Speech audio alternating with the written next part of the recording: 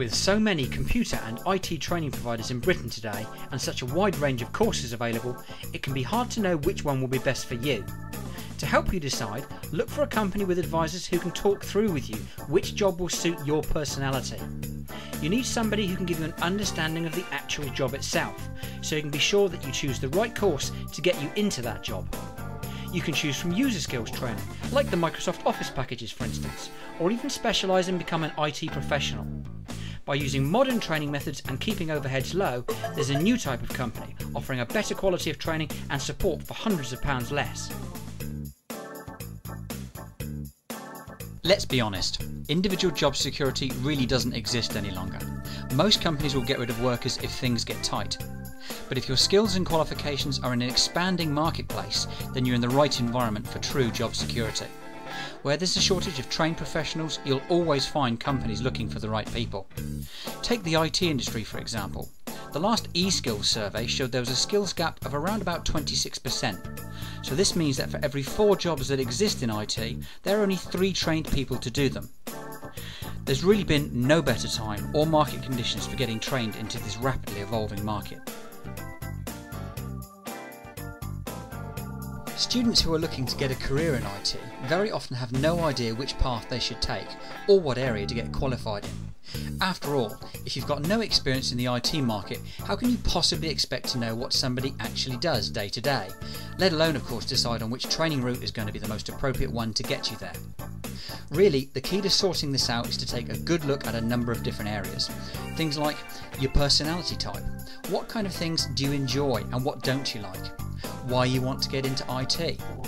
And you'll need an explanation of each career path and what makes them different from each other. And clearly, you'll need to think about what effort, commitment and time that you're prepared to put into your training.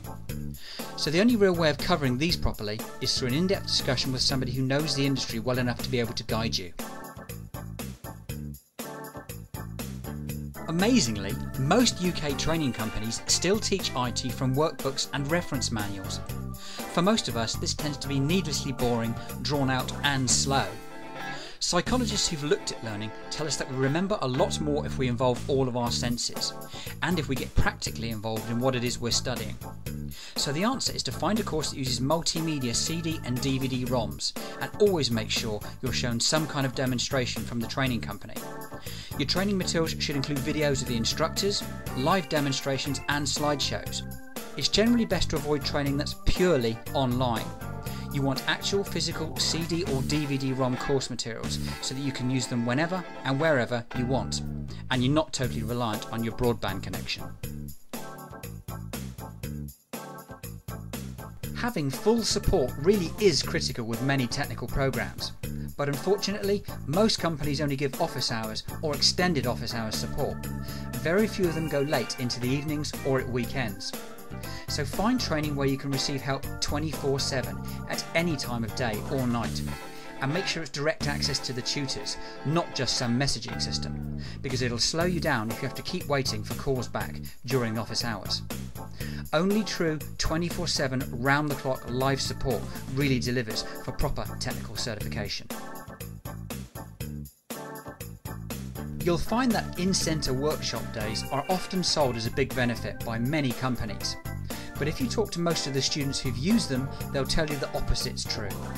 You've got all that travelling for instance, multiple trips and often hundreds of miles, and the classes are normally Monday to Friday, which means taking 2 or 3 days off work all the time. Well, if you've only got 20 days holidays a year, using half of that on training doesn't leave much for you. And don't forget the extra costs of travelling and accommodation either. Sometimes this runs into hundreds and even thousands of pounds extra. And maybe you'd like to work at your own pace, or maybe you want to keep your training private so there aren't any repercussions at work. And how do you honestly feel about asking questions in a class full of other people? All these reasons and more are why it's much simpler to watch and learn from pre-filmed classes, taking them when it's convenient for you and not someone else. You can redo the modules as many times as you want, and there's no need to take notes because you've already got the lesson. Quite simply, you'll save time, hassle and money. Always look for authorised exam preparation materials as part of any technical training package. It's very easy to get thrown by practicing exam questions that don't come from official sources. Often, the way questions are phrased can be quite different, and you need to be ready for this. And always test your understanding with quizzes and simulated exams before you take the real thing. You'll be far more confident and much more likely to pass. Offering exam guarantees is a popular sales gimmick at the moment, but if you examine the small print, you'll find out what's going on. Obviously, the exams aren't free, you are paying for them. They've just been included in your package price, which means of course that you're paying for them up front. Now you should know that a lot of profit is made by companies charging their exam fees at the start, and then hoping that you won't take them all. And they also control when and how often you can take that exam. They'll only allow a retake once they're completely satisfied that you're going to pass, otherwise they're losing that extra profit.